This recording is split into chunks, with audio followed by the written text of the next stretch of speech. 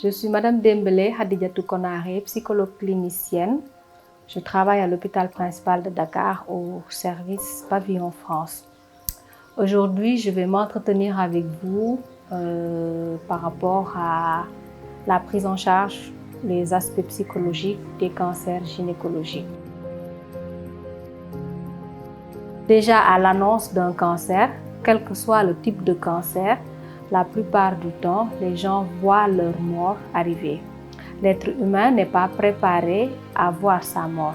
On sait qu'on va tous mourir un jour, mais on ne s'attend jamais à ce qu'on puisse nous dire ça arrive à tel moment ou à tel autre moment. Donc les gens le vivent comme une infraction et c'est quelque chose qui les perturbe foncièrement. Très souvent, on a tendance à dire j'ai une tumeur et les gens entendent quand on leur parle de tumeur, tu meurs, c'est-à-dire que tu vas mourir.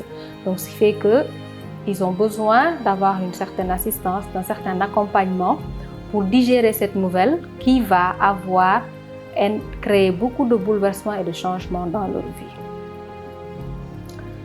La deuxième chose pour laquelle ce serait bien d'avoir un accompagnement psychologique, c'est le traitement, qui très souvent est un traitement qui peut être long, qui peut être coûteux, mais qui est aussi très lourd avec des effets indésirables, parfois beaucoup plus difficiles que la maladie elle-même, notamment les pertes de cheveux, notamment pour certaines personnes qui vont grossir ou avoir certaines parties de leur corps qui vont se transformer, qui vont changer.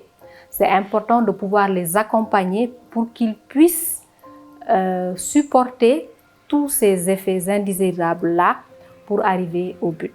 La troisième chose pour laquelle ce serait important d'avoir un suivi psychologique et qui n'est pas la non moins importante, c'est surtout chez la femme, comment faire face à toute cette transformation qui va avoir lieu par rapport à son corps, à son schéma corporel, à son image du corps. La femme, dans notre société, est perçue comme celle qui est une mère, qui est nourricière. Dans les cancers gynécologiques, il peut arriver qu'on ait un cancer du sein. Le sein a une fonction double chez la femme. La fonction nourricière, qui est qu'on peut nourrir son enfant avec le sein, donc on peut donner la vie, maintenir en vie quelqu'un avec le sein. Le sein est aussi un organe sexuel. C'est un organe érotique, c'est quelque chose qui entre dans la sexualité de la femme. Donc vous imaginez qu'une femme qui peut être atteinte à ce niveau-là peut ressentir beaucoup de bouleversements et beaucoup de transformations. Et ça va avoir un impact sur son estime de soi, sur sa capacité à être réellement ce pourquoi elle est là, à remplir sa fonction d'épouse la plupart du temps. Parce que si on a un sein qui ne marche plus, comment est-ce qu'on peut être désirable? Si on n'a plus de sein, si on a un sein, comment on se voit nous-mêmes devant la glace et comment on peut être perçu par son homme, par son mari? Est-ce qu'on peut continuer à être désirable? Est-ce qu'on est une femme entière? On est comme amputé. D'où l'importance d'avoir un travail d'accompagnement qui permettra à cette femme-là de pouvoir se reconstruire, se réinventer une nouvelle féminité. Parce qu'il est bien possible, encore une fois, de pouvoir continuer à être mère, de pouvoir continuer à être une femme désirable, même si on n'a plus de sein. Quand on en arrive au cancer du col de l'utérus, ça touche la féminité au plus profond.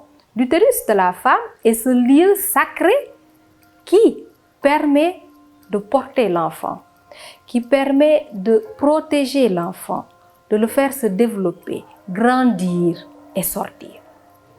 Et la fonction première de la femme, encore dans notre société, c'est la procréation. On se marie pour avoir des enfants. Le but de la vie sexuelle, entre guillemets, c'est de pouvoir procréer, de pouvoir faire des enfants.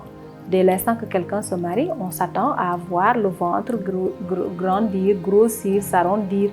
Et donc, vous imaginez quelqu'un qui est atteint à ce niveau-là, très souvent chez les patientes que nous avons, c'est comme si on enlevait quelque chose de leur féminité. C'est comme si elles deviennent vides. Donc, toutes ces raisons-là font que le psychologue est important au début, pendant et après le cancer. Parce que si les cancers sont détectés très tôt, il y a de plus en plus de bons traitements, il y a de plus en plus de bons résultats. Mais même quand on sort du cancer, le psychologue a encore son rôle à jouer dans l'accompagnement avec cette personne-là pour lui permettre de se retrouver, de se recréer une certaine image de son corps, de se réadapter à ce nouveau corps et d'aider son entourage à s'adapter à ce corps-là.